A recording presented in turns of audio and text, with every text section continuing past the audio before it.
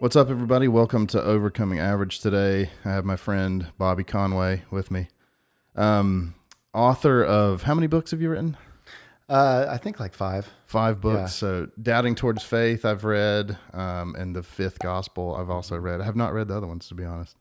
But it's a pleasure to have you, man. It's I heard you're coming back into California. We're doing some computer work, and you're here with the humidity and allergies of of Charlotte again, and I had to grab you to have you join the podcast. So thanks for doing this, man. It's awesome. Oh, bro, I'm so stoked to be on with you, Chad. And yes, it's great having you as an IT expert and helping me to get my computer stuff up to date, Yeah. so that when I go back to Cali, I'll be ready to roll. Absolutely. So, yeah, bro. Yeah. So I just want to do kind of like we've talked a little bit before as we were doing the computers, but I want to ask you like kind of 3 questions. Where'd you come from? How'd you get here, and where are you going? It's kind of an easy starter. Yeah. So talk about where you came from. Like what led you up to this life that you have now? Yeah. Well, I grew up in California.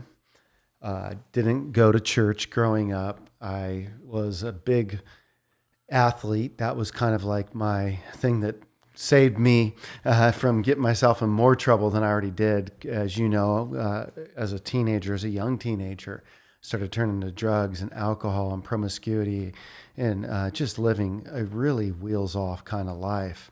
And certainly experienced lots of consequences. I struggled with school. I was running away from home all the time. I was arguing with my parents all the time, skipping class all the time, cheating my way through school.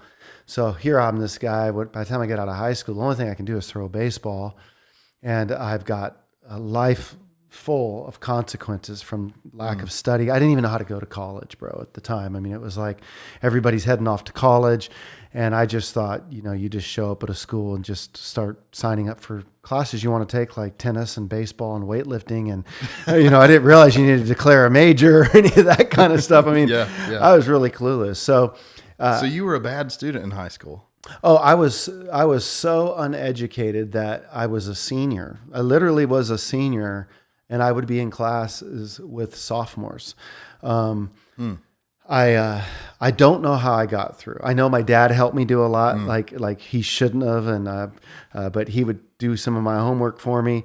I had all kinds of systems down for cheating, and being a star athlete. I mean, I flunked PE in baseball. Yes. You're a baseball guy. Yeah, so I flunked physical education because I cut so much, right? So Really? So can you imagine? And but my coach went to the PE teacher and kind of worked some things over. Yeah. So you had a little bit of the politics thing happen there. I get out of high school, and I wanted to go to the Marine Corps. I didn't have the grades to go on and take a scholarship or anything like that. And I wanted to go to the Marine Corps. You needed a 31 on the ASVAB. I failed that. I waited 30 days. I failed it again. I waited 6 months. I failed it again. So I failed this ASVAB 3 times. In order to get in the United States Army, you needed a 28 in the United States Infantry. Like I couldn't even get into the United States Army to be an infantryman because I got a 27 the third time. And they ended up giving me a waiver to be a bridge crewman, where I guess I'd go and blow up bridges and crap like that. Sounds fun. I was like, man. But then I failed the physical. I ended up having 3 surgeries in 3 years. Jeez. So I go down, I graduated from high school in Northern Cal, and I went back down to Southern California. I grew up there as well, kind of went to elementary school there, first year junior high there. And I'm playing college baseball at a community college. Great baseball league. I mean, we could compete against Division I, Division II schools. It was the best league in the country. 9 guys on my baseball team were drafted.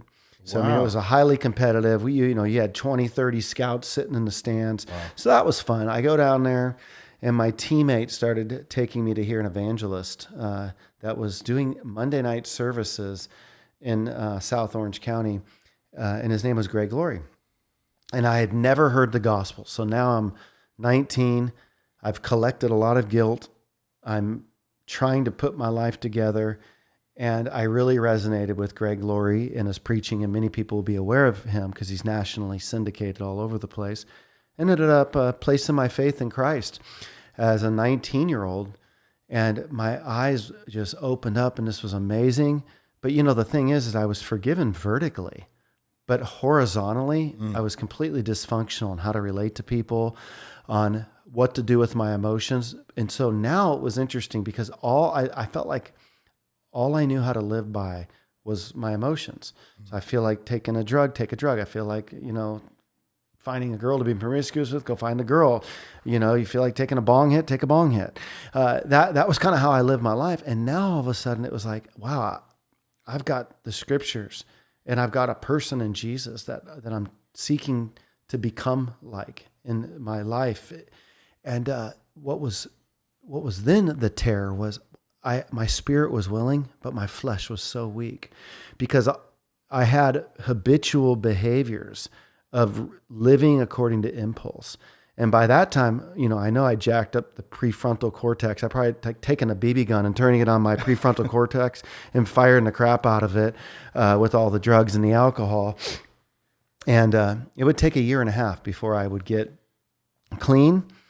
I'd go to AA. Dude, I sold my car. I drank that away. I go off to Chico State after finishing community college, going back up to Northern California, the biggest party school in the country. I couldn't even make it to class. I didn't last a semester once I got into the 4-year school. I'm new Christian. I'm 21. I'm feeling really guilty now. Like God's messed up my party life because now I feel really guilty about it, and I'm wanting to live for the Lord, but I can't get clean.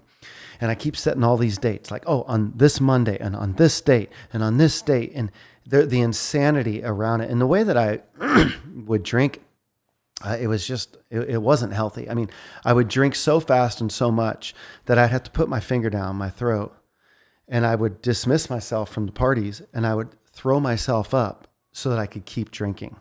I'd show up at parties with 12 packs and I'd go hide my beer. So if anybody said, "Hey, bro, can I bum a beer?" I'd be like, "Oh man, all I got is one." So I'd have one beer in my 12 pack and then I'd hide it. Yeah. So drinking my, car that I sold away. I'm not showing up for classes. I took a student loan, drank all that away, ended up in AA, October 9th, 1994. And that was like the greatest thing after my salvation that happened to me. I got clean, and now all of a sudden without these addictions, and it was tough. I mean, I did over 400 AA meetings in my first year of sobriety. I was just doing whatever it took. Yeah. And the first round was really tough, but before long I started feeling really free, sensing a call to ministry. And what ended up happening is I wanted to change my people, places, and playthings. I left California, went to Arkansas, would meet Heather. We'd fall in love. We'd get married. December 14th, 1996, got clean October 9th, 1994. We had a ministry calling on our life. And yes, first church I ever remember was Saddleback with Rick Warren. They had a Celebrate Recovery.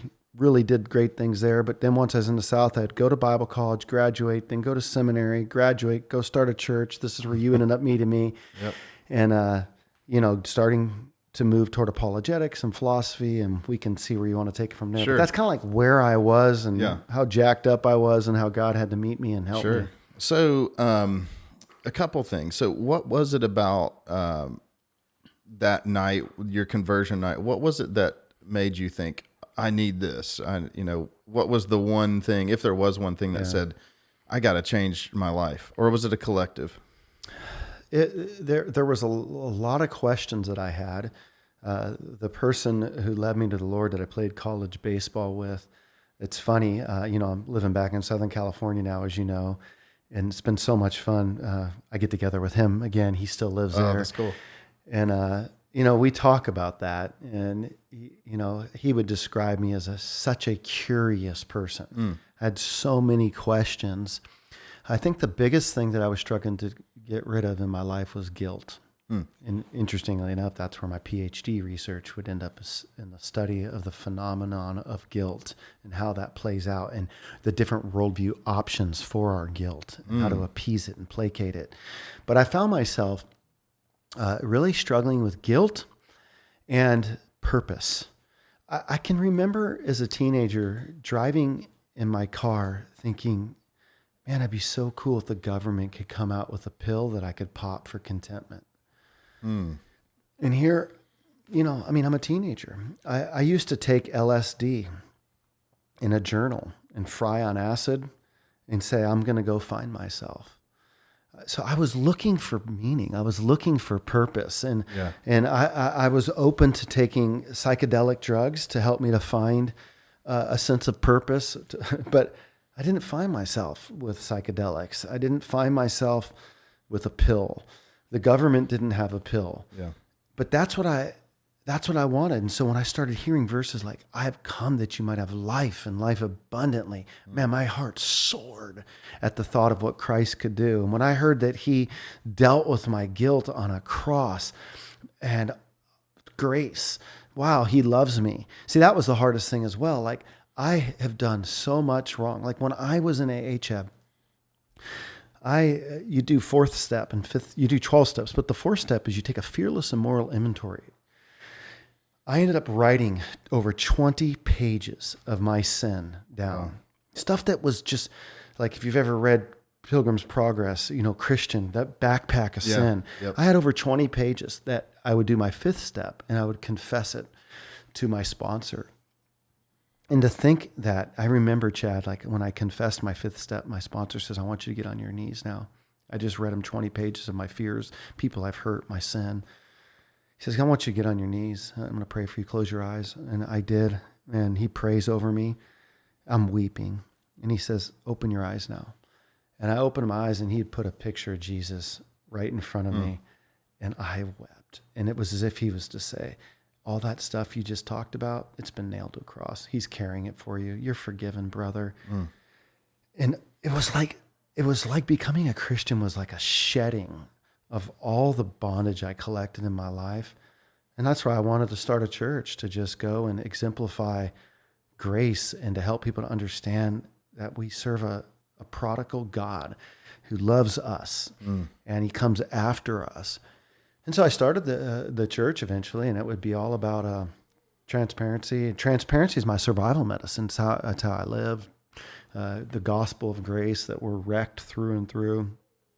And that's what I wanted, man. Forgiveness, grace, to deal with the guilt that I had. Yeah.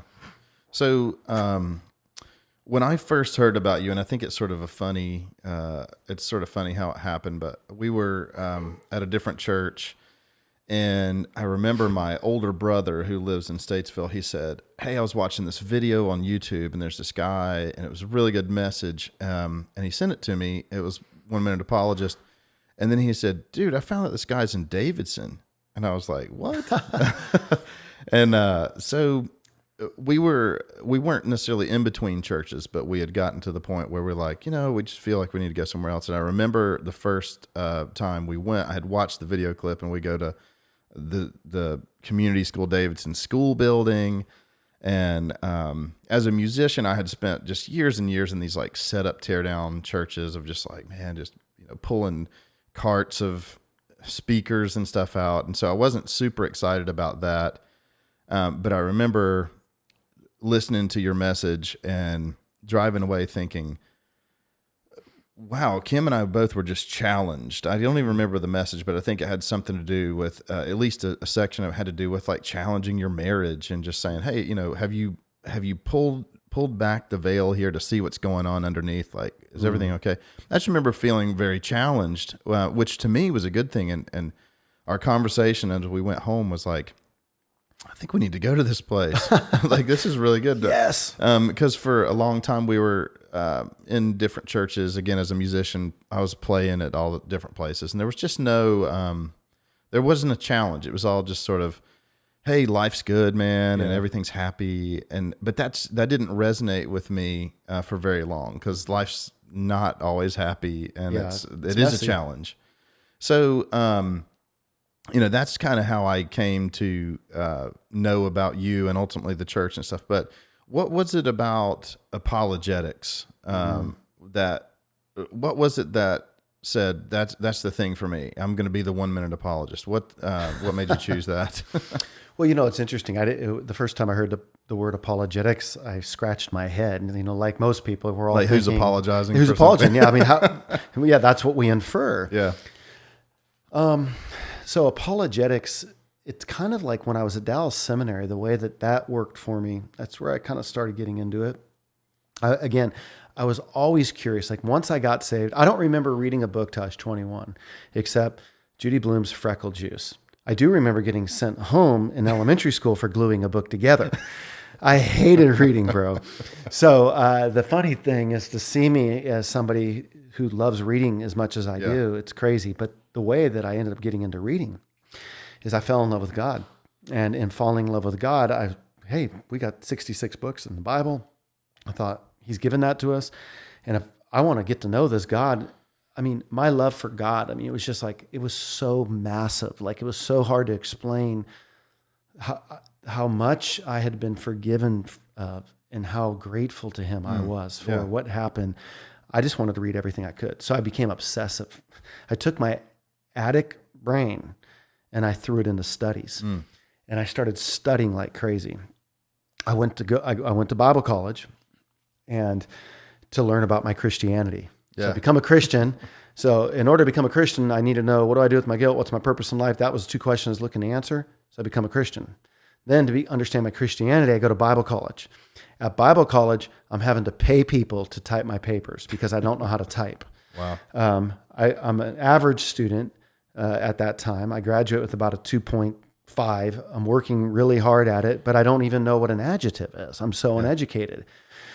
I get out of Bible college and I go to Dallas Seminary, which is a much more academic school. I taught myself to type in the summer before I went there. By the time I get out of there, I'd be flying and typing. And I'm really beginning to bud as an academic. I mean, straight A's my first semester there.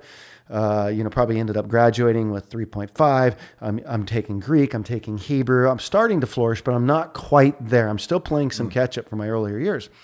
Apologetics becomes helpful to me in that season because I'm starting to struggle with doubts because I'm so obsessive as a thinker that I'm starting to try to figure out, how do I put the synoptic gospels together? I'm seeing apparent contradictions. And so apologetics became a tool then to help me with my doubts. So I go to Bible college to understand my Christianity. I go to seminary to get theology to help me with my Bible that I learned in Bible college. I come out of seminary, and now to help me as a theologian, I need apologetics to help me with my theology and my journey. And I go and I would do a doctorate of ministry. And at this stage, I've really found like, okay, I feel like I had a lot of insecurities academically, but now I feel like God has really allowed me to catch up. And I graduated with highest honors, summa cum laude. I come out of there, but then I needed to go and get a PhD in philosophy because I needed philosophy to help me with my apologetics. And it was there, I was in the seas of absolute doubts.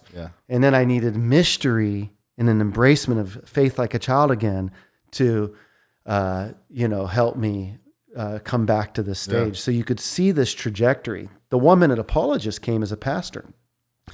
Josh Wood used to be our worship pastor, and I said, "Hey, bro, I'm thinking about doing like a little YouTube." I didn't know what YouTube was. It was just getting started. Just some black and white. When did you start 1 minute apologist? 09. 09. Okay. 09. So it's been over a decade. Yeah. And the first several, and really until about 18 months ago or so, I didn't pay a ton of attention to this. Yeah. I just would have people telling me, you have a channel that's growing. And I would think, great. And honestly, I have a lot of things I could have done differently. Like I didn't build a relationship with my audience for the first 9 years. Yeah. I never did a YouTube live until probably 3 months ago. Really? So now we're starting to do all this stuff, and I'm starting to see some of the growth acceleration. But we had a good foundation after 10 years of doing this. And we talked about this before we started. I mean, obviously from the technology standpoint where I look at things, YouTube's, I think, 15 years old. So you were pretty early in that. I mean, even when you started it, I don't think at that point in time there were people like they are now where they have YouTube channels of them shopping at Walmart and people, millions of views. Exactly. But the tool for the message, I think, is just so profound. And I was encouraging you earlier, like, just if you got something to say, throw it out there. But I think you're right. Like one of the missing elements is in engaging with the audience, because it makes them feel like, oh, this person, this organization, this whatever is actually communicating with me. So anyway, Exactly. I've always appreciated that about apologetics, but or the 1 Minute Apologist channel. But so with apologetics, and I think it sort of, it's not a surprise, but to hear you say you struggled as a student is fascinating to me, because I always thought you would be an academic. But you're the personality that, for people who don't know you, like you're an intense person with that sort of thing. And I think we need that type of person to dig a little deeper, because at least for me, a lot of churches and Christians will just kind of throw out the Christianese. They're like, well, don't worry about it, man. Don't ask those questions, because, God's going to take care of you. And it's like, what does that actually mean? Mm-hmm. And you said a couple of words like purpose and meaning. And, you hear a lot of people in their 20s and 30s trying to find themselves. What does apologetics do for that? Like if I'm trying to find myself as a young person, what does that mean? What does that language mean, to find oneself? Well, what's funny is I ended up saying a statement early as a Christian when it really came to me, like the aha moment. And I say it like this: God first revealed himself to me, and then he revealed me to myself. God first revealed himself to me, and then he revealed me to myself. See, I was trying to find myself, but I could never find myself until I knew my Creator. And it was in knowing God that I could understand who I am. Yeah. Trying to find ourselves apart from God makes zero sense, because he's our Creator. He's got the handbook on our life. He's the one who tells us what our identity is. And so this is why it's so important for us, Chad, to understand who God is. And if we're created in his image, which is a really cool thought, not that we're gods, but we're created in his image. And so you think about, well, what does that mean? Well, we're created in his image.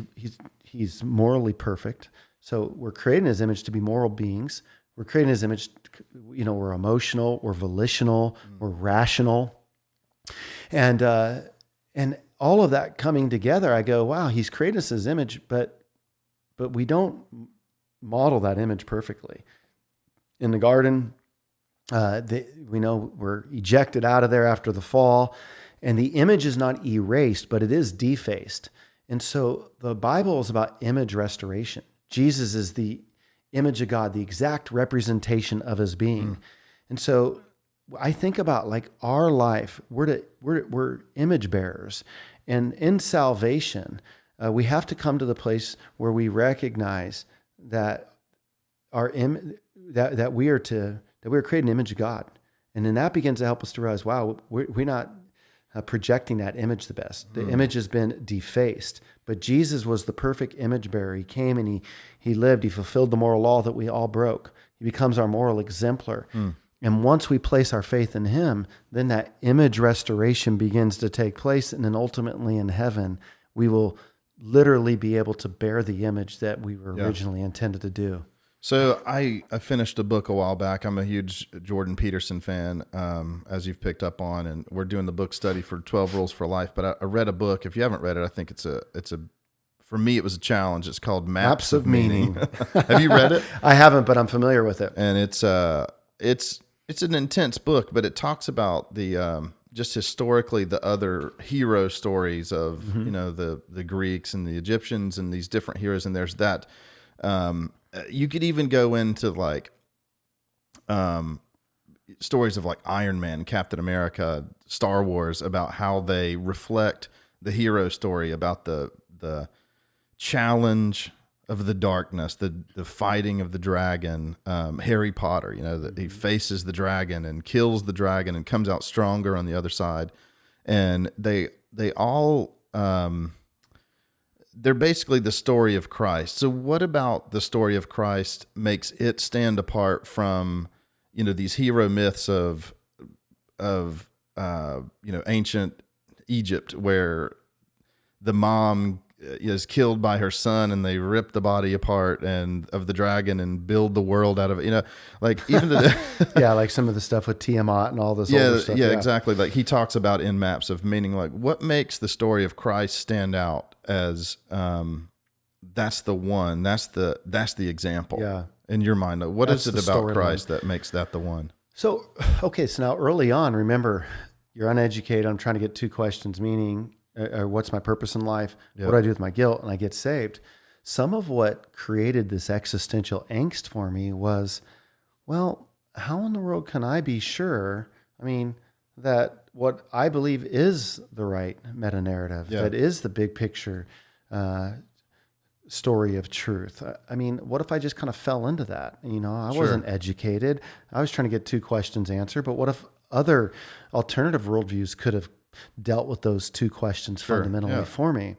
And so I found myself feeling the need to really dig in and study. And, you know, no one's ever going to get a chance to, you know, master every worldview.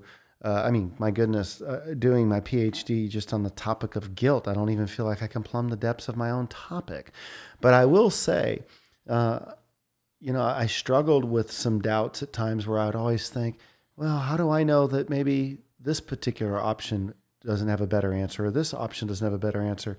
But now I have studied enough where I feel like, you know, I'm familiar enough with Islam and Buddhism and Hinduism and Eastern religions and the cults like Mormonism and, you know, Jehovah's Witnesses and Scientology and Christian Science and the new atheism and progressive Christianity and atheism.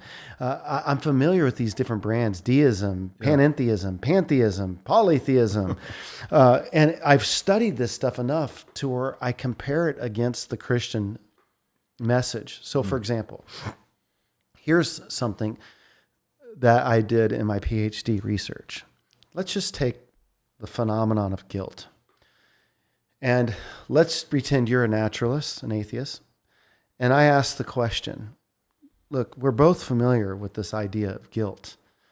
Let's just have a talk of the worldviews to see which worldview can better explain the phenomenon of guilt.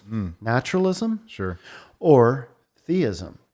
And so what I end up doing then is I just take one word like guilt. And that was something that was important to me, right? And I'm going to answer your question, hopefully, by just taking one word. And I think we could do this with lots of things. So I start looking at like Darwin and his Descent of Man, which comes out after a decade after Origin of the Species in 1859.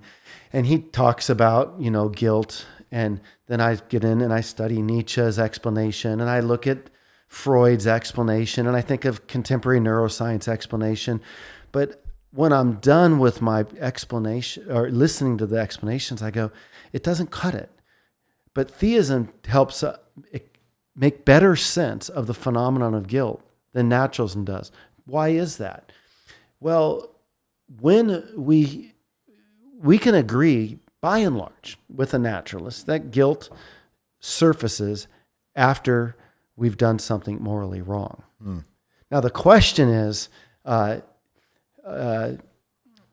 know, how do we ground morality? Is it subject related? Is it cultural relativism? Right. But for me, I started looking at that. And I go, when we feel guilt, it seems as if we've offended someone. Wow. Okay. Yeah. So now you take our guilt. It seems as if we've offended someone. It's not like it's just ourselves. It seems like there's been an offense. Yeah. Okay. So then I argue that, okay, guilt points to a God who's personal. Okay, so now I take this and I'm arguing philosophically, and I say it seems like when I sin, when I do that, it seems like I've offended someone. And now it takes a God who's personal to be offended. Like you're not offended if you're just some abstract object. Yeah. Not only that, this phenomenon of guilt is a universal phenomenon. Okay, so like transculturally, we can experience guilt. We know what we're talking about. So only a God who is all-knowing could account for this transcultural experience. So what kind of a God would explain our guilt? One who's personal, one who's, that means he can be offended, one who's all knowing, because it seems as if we have this understanding that we're all being watched. Yeah. That we've offended this existential someone out there. So then I say, not only that our guilt would tell us that, now some would say, oh, what about the psychopath? I go, well, psychopath, it's like I'm colorblind, but that doesn't mean there's not real color. And just because a psychopath doesn't feel guilt doesn't mean there's not a real right and wrong. In the same way that there's not objective color just because I'm colorblind. That's a deficiency there. Now, then I say, what else is our guilt telling us? It's God pinging us by saying, you're acting, you're not imaging properly here. You're malfunctioning. You're not operating the way that I should. So we can get at God's nature through the opposite. So when I feel guilty for lying, it's because God is a God of truth. If I feel guilty for murdering, it's because God cares about life. And so in other words, our God is trying to tell us through our guilt that he is good. So now we're getting at some of the multifaceted attributes, that God's a multi-attributed God. So he's personal, he's all-knowing, he's good. Not only that, in this process, we can go, well, he's a moral lawgiver.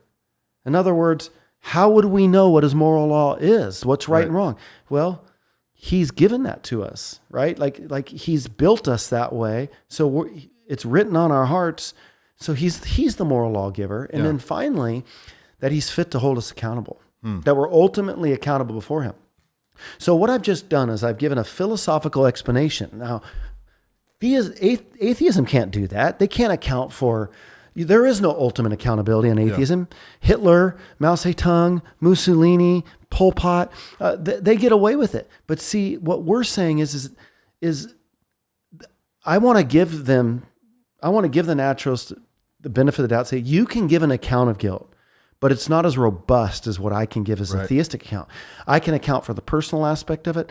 I can account for why we are moral, because God's the moral lawgiver. I can say that, well, you might walk away from God as an atheist and say, God doesn't act. Why doesn't he do something? Why doesn't he hold people accountable? Well, I'd say, well, you struggle with the problem of evil. He will ultimately hold people accountable. But if I walk out of theism and into atheism, there is no accountability. It's like Sam Harris's argument that we've evolved for evolutionary benefit, and it's like, well, how do you say something like guilt? How does that help evolutionarily,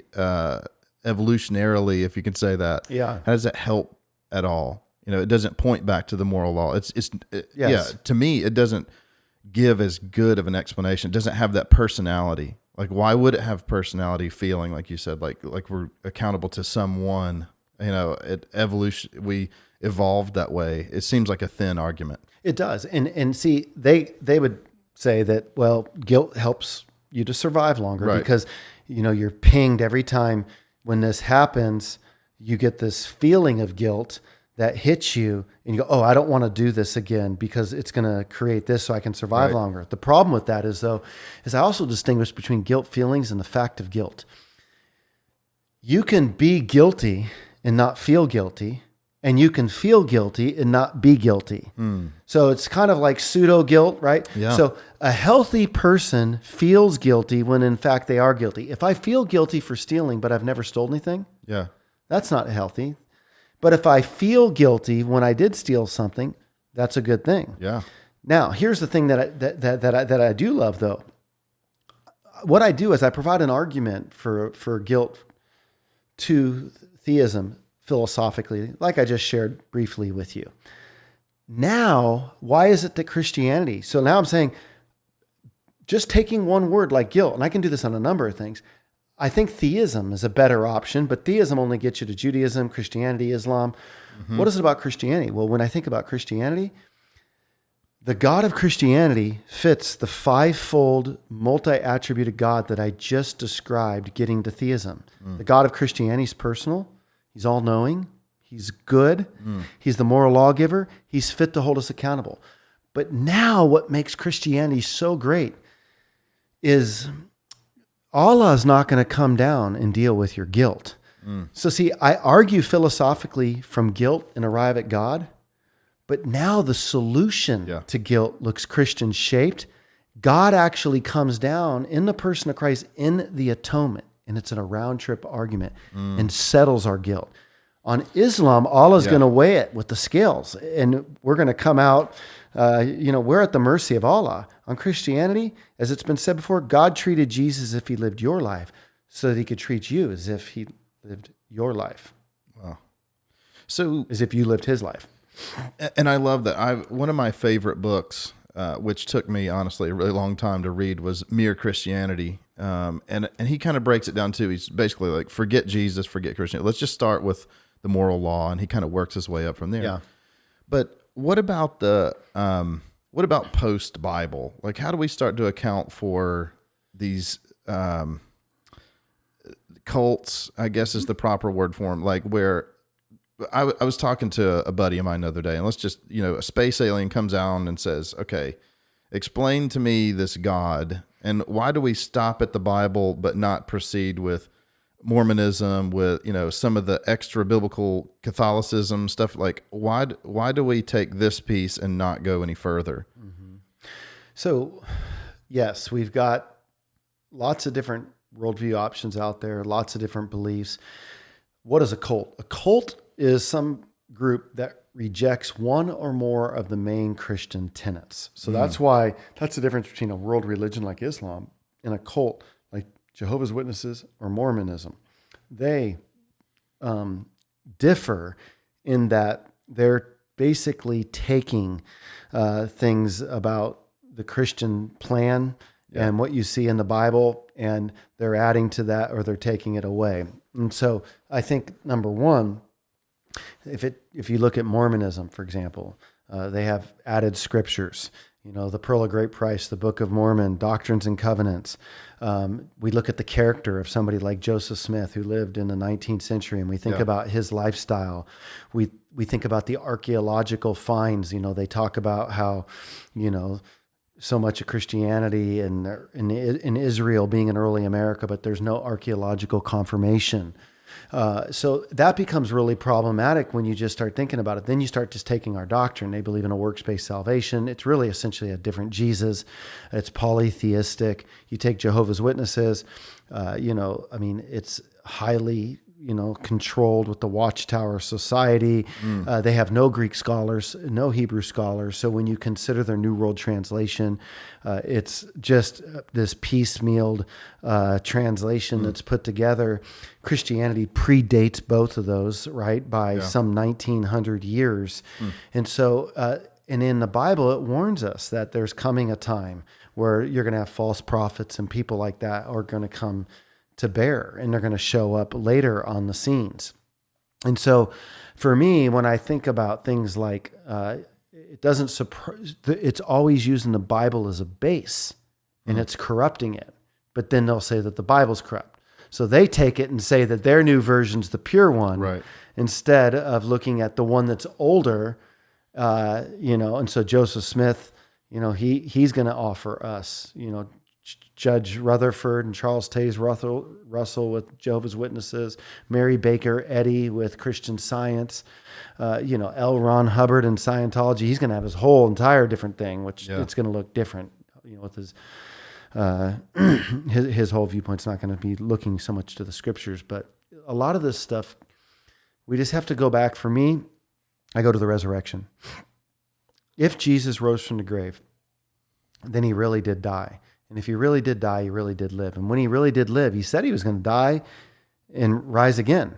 And when he lived, he affirmed the Old Testament, and he said, more is to come. And so I trust in the same way that he came in his first coming and validated the Old Testament, that in his second coming, he'd validate the process came together for the New Testament. And so if Jesus rose from the grave, again, I can go from the resurrection, and I can go to the fact that he died, and then he really did live. And when he lived, he used the Old Testament.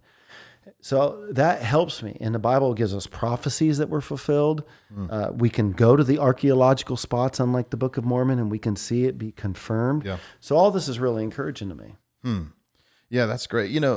One of the things that has kind of made me ponder these things is just the number of people I run into lately that are, I guess you would call them the nuns or the just I hear this phrase a lot. I'm not a very religious person, and it's people will sort of qualify like, hey, it's I almost want to say it's spiritual or intellectual laziness of just like, I don't want to think about that, so I'm just going to say I'm not a religious person. So what do you say to somebody like that? That they do you think that they're just not willing to look into it for the sake of it? They might have to have a life change, or they're afraid what they're going to find out? What do we say to that type of person? Well, it gets really challenging for people sometimes because I think they think, wow, there's so many options out there as it relates to belief. Yeah. Where do I begin?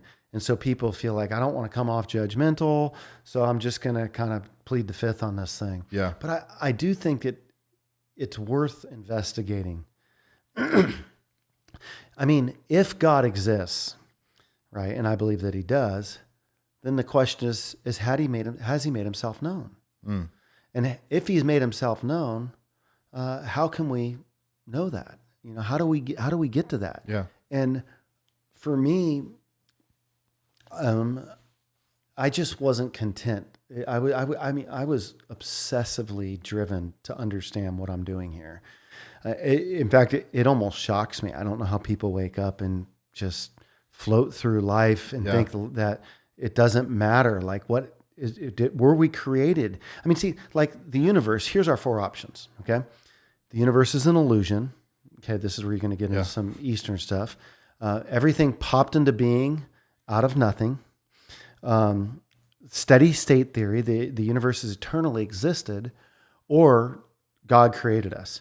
So I go, let me try to help the person who's just shut down, simplify it and go, let's just start with those options. Well, if you say it popped into being out of nothing, well, why aren't things still popping into existence out of nothing? And out of nothing, no thing comes. How can nothing take nothing and made it something? Yeah.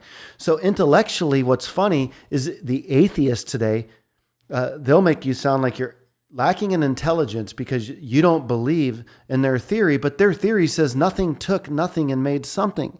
Yeah. That is unintelligible to me. Not only that, 5 to 6% of the world's population is atheists. It seems like they're the ones in a small minority, and it would be hubris to say that 95% of the people are wrong. And I'm not willing to build my life on a foundation that believes that everything emerged from nothing. Yeah. So I dismiss that. But what about the steady state theory? Like the ancient Greek philosophers believe that the universe has eternally existed. Well, we know according to the second law of thermodynamics that the universe is running out of usable energy. Yep. Not only that, we know that the universe is expanding. Hubble in his telescope was able to look through and see that the universe is expanding. So if the universe is expanding, and that means if you could rewind the process from which we are at now, it would come down to a singularity from which it all bursted into being. Well, the more it expands, we only have so much energy to spread out. Yeah. So the universe then must have had a beginning. You say, well, what about the illusion thing? I just think that we don't live like that. Like if I see a red light, I go, oh, I don't think this is an illusion. So therefore, if God created us, then I go, okay, so what we've just done is eliminated naturalism. Then if God created us, then the question is, which God did this? Was it Allah? Yeah. I don't have a problem with Judaism. I just think, because that's Yahweh, I just think Christianity is a fuller fulfillment of it. The last thing I'd say is the people who, like, let's say you have a relativist that says, it doesn't matter what you believe, all truths are equally valid. And so let's say you're the relativist, Chad, and then you have a Muslim, and you have a Hindu, and you have an atheist, and they all walk into a room, and you say, it doesn't matter what you believe. Yeah. Well, it does, because think about how contradictory this is. Sure. The Muslim believes in one God. The atheist doesn't believe in any God. So God cannot not be atheism and be theism. Now, so they're contradictory. So it's logically, it doesn't even work as a worldview. So a lot of people are emotionally content being cultural relativists, but they don't realize that they're ascribing to something that all I have to do is say, okay, So you say, all I got to do is put you in a room with an atheist and a theist and say, they both can't be right. Right. Well, and I think I've been thinking about it a lot lately with just all the stuff that's happened in the world with, police brutality and all this stuff. People want Occam's razor, the simplicity. They want an easy answer. Yep. And when you see, a murder like that, the George Floyd thing, we want an easy, like, oh, it's because of racism. One word, that's it. Well, it's not that simple. It's like we have a complicated situation here.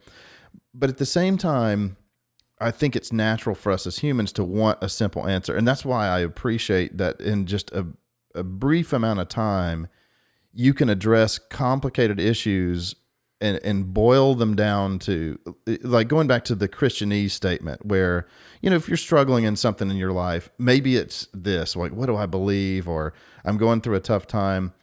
When you hear a believer or a Christian or a pastor or somebody say, well, man, just trust God, man, it's going to be okay.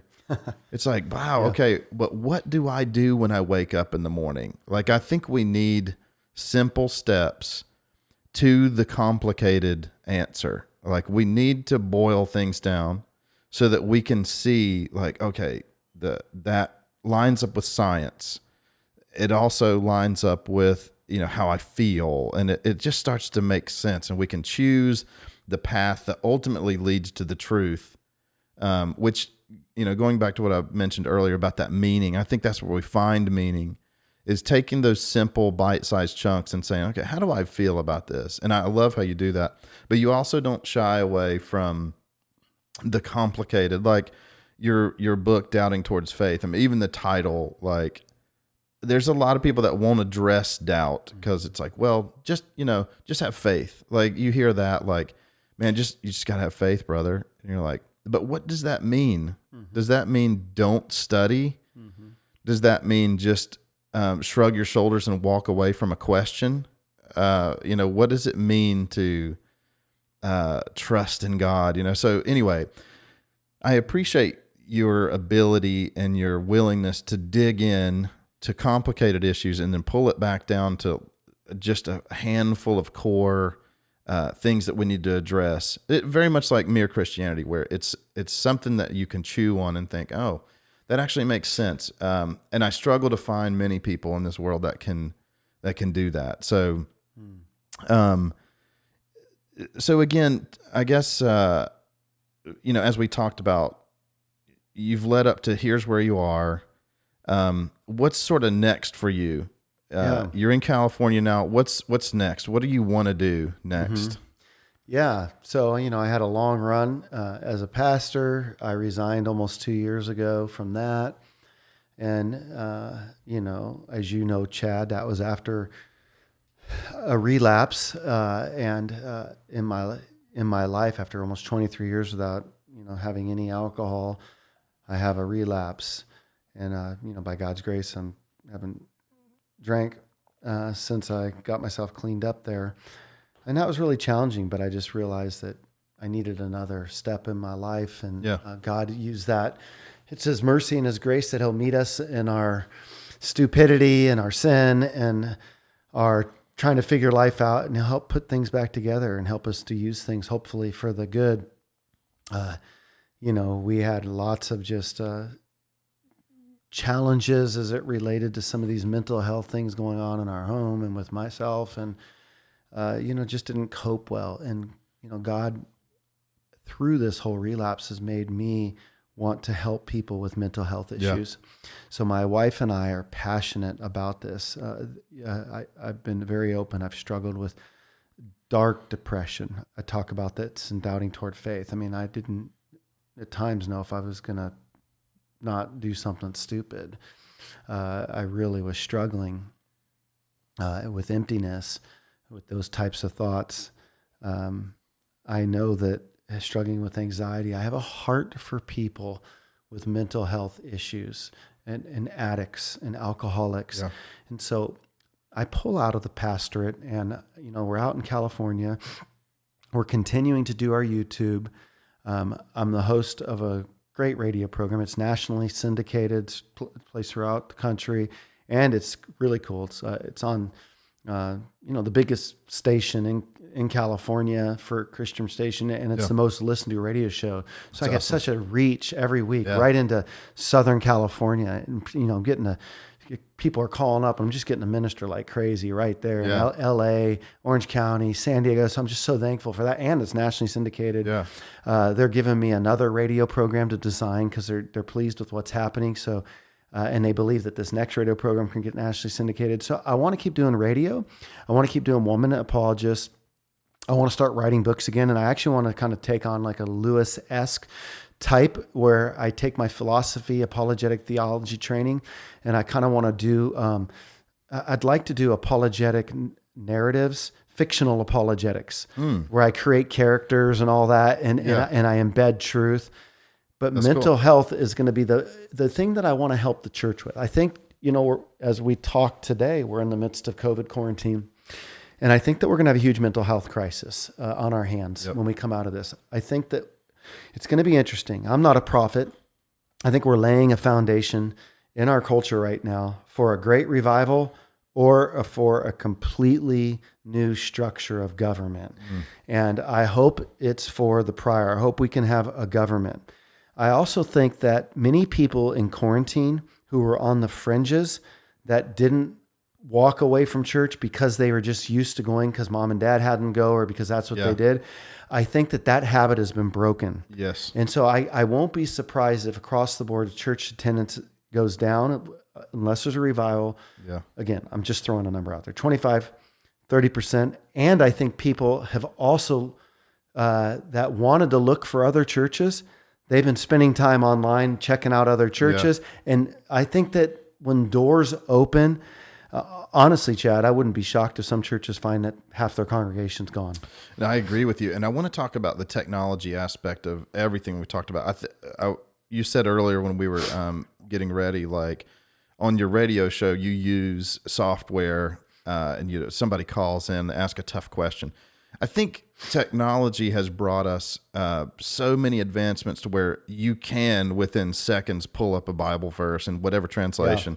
Yeah.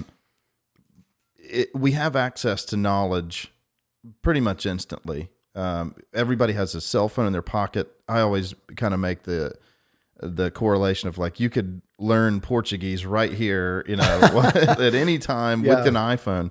So I think that's, it's great. Number one, that you can pull that stuff up, but it does have an impact whenever something like COVID comes up, where the toilet paper shortage. Like, I thought a lot about that, and I thought, the spread of information via the internet is so fast that all it takes is somebody to, in a joking way, say, hey, look at all these people grabbing toilet paper. And you think, oh, that's kind of funny. I'm going to go to the store and buy toilet paper. And everyone else sees that. And then you have this just insane shortage of something like toilet paper. And I agree with you that the spread of that information, the ease of access of that information, the ability to watch 2 or 3 services on a Sunday live and then go watch them later it's gonna change something. I don't know what it will be. I agree with you. I hope that it's the prior. I hope that it's a revolution and a revival back to ministry and back to churches, because I really feel like one of the biggest problems that we have is the lack of family structure. And I don't know, the U.S. at least, if not the world, where we're just missing the dual parent families. It's not real cool to, talk about some of this stuff nowadays. But I hope that whatever happens, it brings people closer to those truths, to solidify their families and move forward in that direction. I just don't know what revival looks like in a technology world. You know what I mean? It's like, what is it going to be? And who's going to be the catalyst? So I'll encourage you, like I did earlier, to continue to push your message out there, because use that technology to your advantage. Get that message out there even more. I love it. And thank you for doing this even as well. But so what does that look like to you? Because I haven't really thought about it until you said, like, this could really impact the number of people that go to churches. Yeah. So what does what does it look like for people to come back to the new post-COVID church, the online church? What is that going to look like to you? Well, that's a visionary question, and I love entertaining visionary thoughts for sure.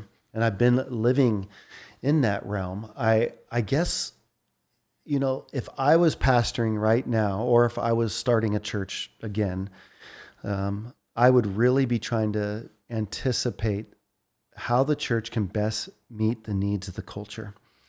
And I do think that the church, for example, is going to have to do a better job. So I think that as we need to realize when the doors open that people have been through a lot. Yeah. So mental health ministries would be a huge thing. And this is where my wife and I, we want to spend a lot of time talking about the what of it, the why of it, the how of it. And we need small group curriculums on this stuff. We need teaching on this stuff. See, the church often makes everything a moral issue. The culture makes everything a mental health issue. And it's not always either or. When the church makes everything a moral issue, and when in reality it's more of a mental health issue, then the person feels demonized, shamed, ostracized, outed, and that's a very horrific thing to do. And so we like quick solutions. And I think that the way of the future is, look, I mean, we have many more worldviews today. We've got many more competing ideas. We live in a melting pot culture. Evangelism is not just going to be sharing the four spiritual laws. We have to understand other people's mindset, other people's worldviews. We have to know the questions of our day as it relates to non-binary, binary, LGBTQ. We need to know the kind of culture we live in, a secular, pluralism. So we need to know that people have mental health issues, and the church is looking less and less like a place of grace than it used to. See, there used to be a time, Chad, where the church and the culture here in America shared the same values. So when Billy Graham's doing evangelism back in the 50s, you get up and talk about lying, adultery, abortion, homosexuality, sex outside of marriage. Everybody agreed. Now the culture has legalized our ammo that we have used to help people to see their need for the gospel. Yeah. So in a sense now, because the culture's legalized homosexuality, abortion, we've got divorce parties for crying out loud to go on. Yeah. They've legalized all this. The culture, the government looks far more gracious than the church. Sure. Yeah. So we have to and then when it comes to, okay, not only that, you get these mental health issues and the church still wants to just make everything a moral issue, we just look really harsh at times. So the church has to figure out what hill to die on. If I was starting a church, it'd be high gospel grace, mental health ministries. I'd want a counseling center in the church. I would want addiction, celebrate recovery ministries in the church that know how to deal with addicts. I would want a worldview academy. These are all the things, by the way, that I was getting ready to start at Life Fellowship. I wanted to start a worldview academy. I wanted to start Celebrate Recovery. I wanted to start mental health ministries. I wanted a counseling center, church planting retreat. And the funny thing is, I think those things are still really, really needed in our time. I do think just because 25% of the people, if that happened, were to go away from church, that's not necessarily a bad thing. It could be a pruning thing where the real bride can be distinct, where the real bride can stand up. But I think that leadership's going to need to have a kind of a come to Jesus, like with the congregation. I would be assessing things. I think small groups, I've said it as a pastor, everyone needs a small group. It's the best thing in the world. Like you need this. I don't like small groups. I wish I did. There was a time that I did. I struggled trusting people. It's like, that's an area I'm having to grow in. So now I think we even need to rethink. We overpromise and underdeliver in the church. Go to small groups, it's going to be amazing. And then you go and you get disillusioned. Yeah. So I would think of like, what, maybe sometimes we say, I've got to trust people. Well, I can't even trust myself at times. I'm disillusioned with myself. I set up in the morning and say, I'm going to do this and do that. And I don't get to it.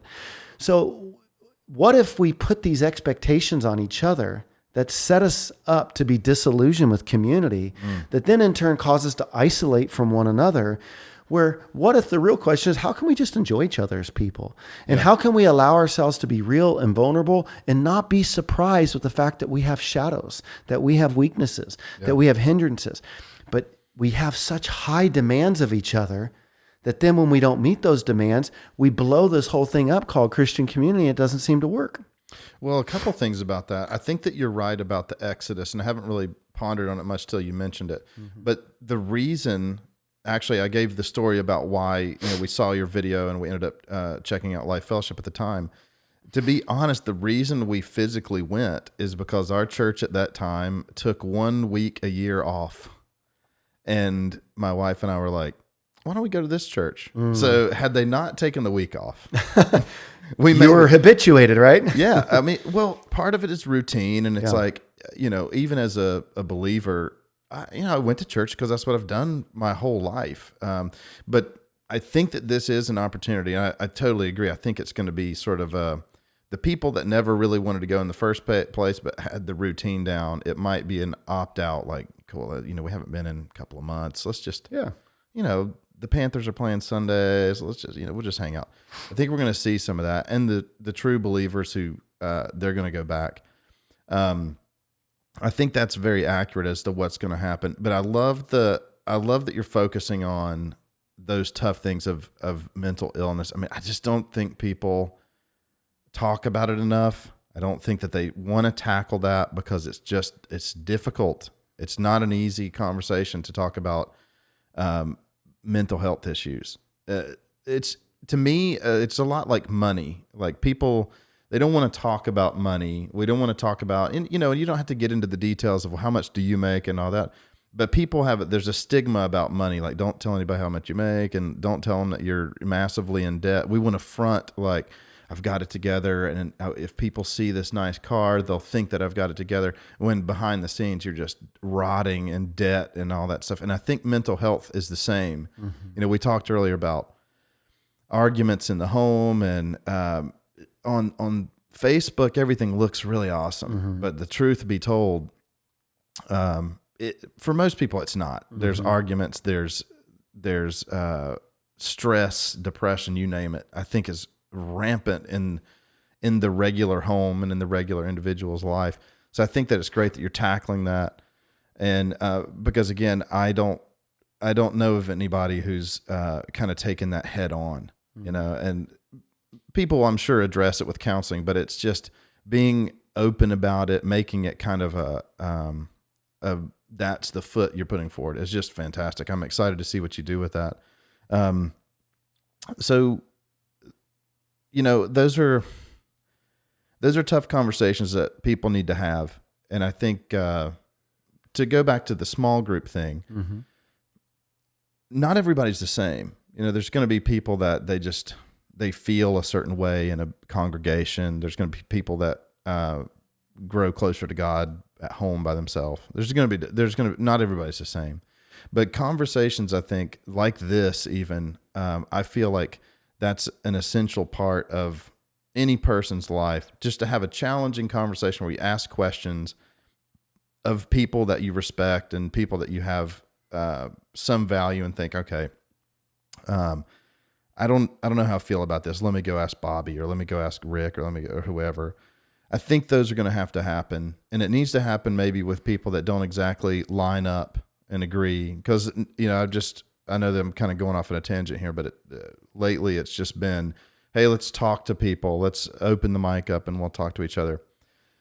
But what I'm seeing is people are only talking to like-minded people. Right. It's like, let's talk to each other because we think the same, and it's just a sounding board. I personally want the challenge, and I was excited to have you on to ask you some of those questions about faith and Christianity, to say, look, this is not super transparent. So anyway, I would encourage myself, you, anybody out there to find a conversation that might be a little challenging, a little uncomfortable, because I feel like the majority of people out in the world now are not the far extremes. Most people are sort of in the middle and they just don't really know. But we see on social media the squeaky wheels and it seems like there's no hope. Like you said, it's like it's either going to be a disaster or it's going to be great. And it's like, probably it'll be in the middle. Yeah. I hope it stays in the middle, but yeah, man. I do think as parents, though, I would say we need to be giving kids an optimistic vision. Yeah.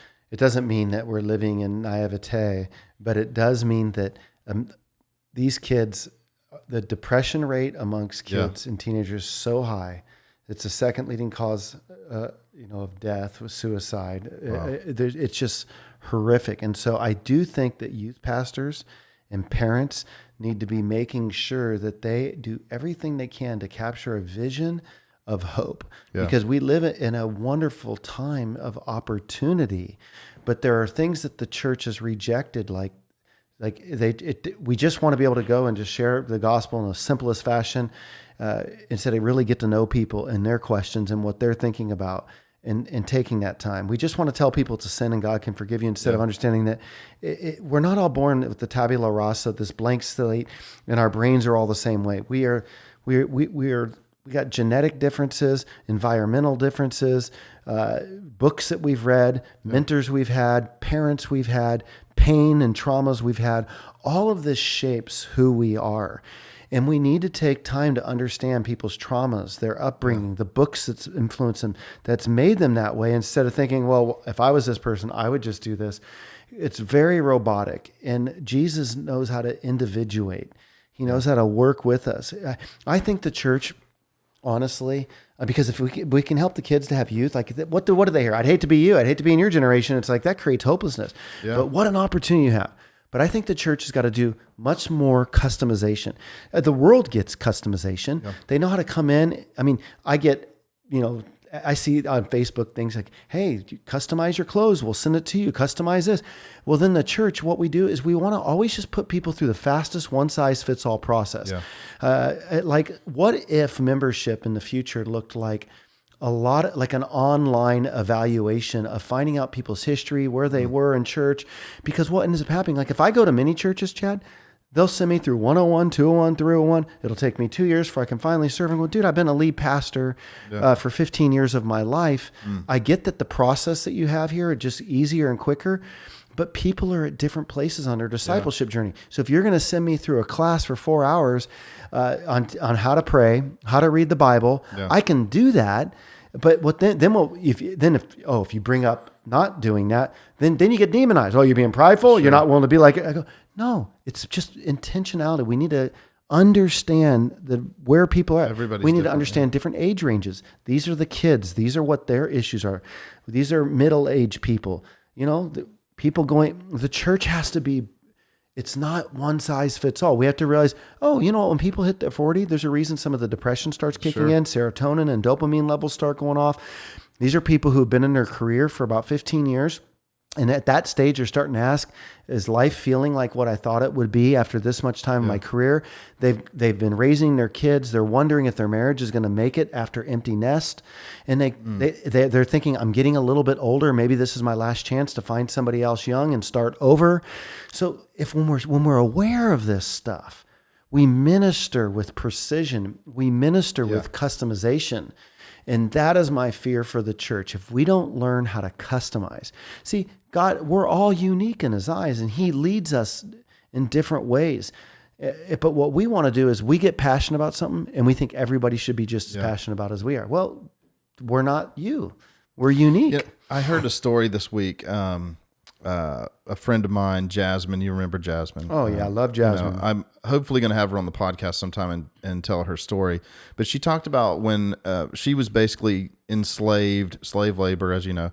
But the detail that she told me, which I found was fascinating, was that when they came in, DSS or whatever, and they took her out of that situation, you've got all these FBI agents, and you don't think FBI and you think of somebody who's soft and gentle and empathetic, and they're not. And that was what she was saying, is they're just taking down her, what's happened and tell me. Oh, they're left brain. Yeah. And so what I found was awesome is that the FBI recognized, okay, these rough, tough guys, they're probably not the best person to talk to someone who's just been enslaved for all these years. Yeah. So they recognized, let's bring in like a counselor, somebody who, like you said, the one size fits all approach is not going to work. We need somebody that can say, "Hey, you just were in a crazy situation. Can we talk to you about that?" So I thought that was interesting that she told me they had a kind of a person ready to customize for not dealing with the person that's going to jail, but dealing with like that person who was impacted and handling their situation according to their needs. Yes. But I want to ask you a question going back to mental health and suicide. So I've heard that suicide rates are higher in affluent countries like the U.S. than anywhere else in the world. I don't know if that's true, but if that is, why do you think that's the case, that you live in the best society in the world and suicide rates are higher? The great Christian philosopher Peter Kraft has addressed this issue, that how in poor countries the suicide rate is not near where it would be like in America. And the reason, according to Peter Kraft, is that people, when they end up wealthy, they get to a place and they realize it's still not enough. Wow. And people in poor countries, they still have something to live for. That is to get out of debt, to climb. Yeah. When you've reached the top of the ladder and you're still existentially empty, that makes it very, very difficult. And so that's why even when it comes to building out our values, we have to help people to understand what's their summum bonum going to be in life. The summum bonum is the Latin phrase. It means the greatest good. All of us are living for something. We might not recognize that, but something is keeping us going. Something gets us out of bed. The question is what is our ultimate? Is our ultimate living for money?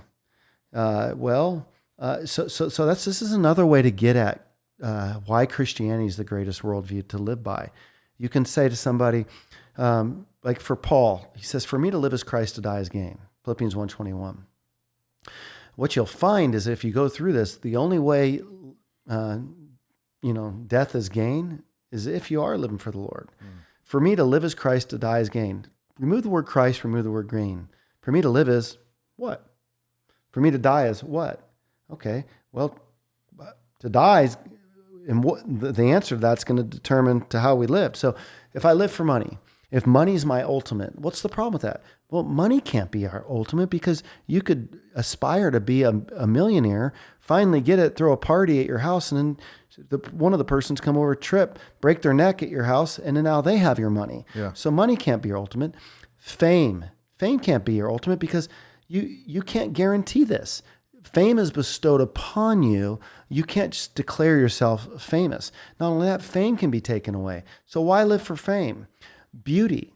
Well, the problem is if beauty becomes our summum bonum, our greatest good, if beauty becomes our ultimate, the problem with that is that just tells you that you have a recipe in the future for depression waiting, because you're going to age, and it means you're going to get depressed. Yeah. So that can't be your ultimate.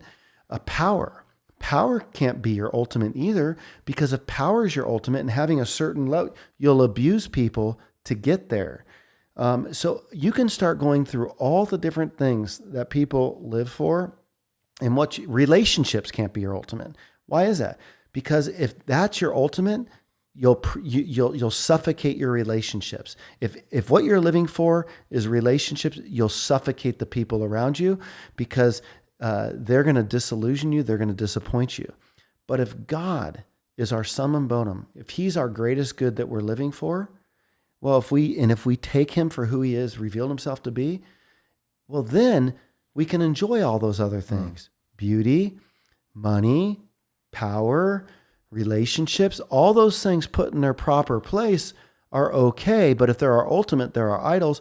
And then if we live for God, he's not going to disappoint us. He's not going to be taken away from us like our money can. Yeah. And so then when we die, we gain him. And so I think that we need to understand what we're living for, and that will help us to be protected from things like suicide, drug addiction, and those types of things. Yeah, and I think something like the pandemic and what we're dealing with now, I've talked to several people about how their life has actually gotten a little bit better. Change of pace, change of worldview, kind of taking a step back.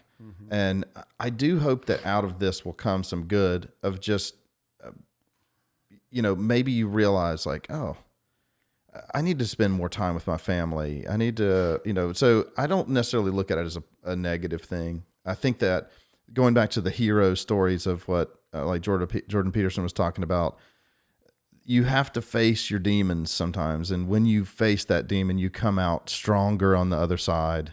And this is hard times make strong people, I feel like. And I just hope for myself and anybody listening that you'll ask those questions, ask those apologetic questions, ask the tough questions, and not just lazily kind of just say, well, I don't want to think about it right now, and because I know I do, and, I'm not the greatest example either, but I just think it's really encouraging to hear that you've spent a lot of time studying and like I said earlier, like boiling this stuff down to bite-sized chunks that you don't have to go to school and get a PhD to understand. You've done it for everybody else, and now you can pass it down to us to take those bite-sized chunks. So, well, man, thank you for coming on. So what, like I said, what's next? How do people get a hold of you and all that stuff? Yeah. So the big thing right now, I'd encourage people to go to our 1 Minute Apologist YouTube channel,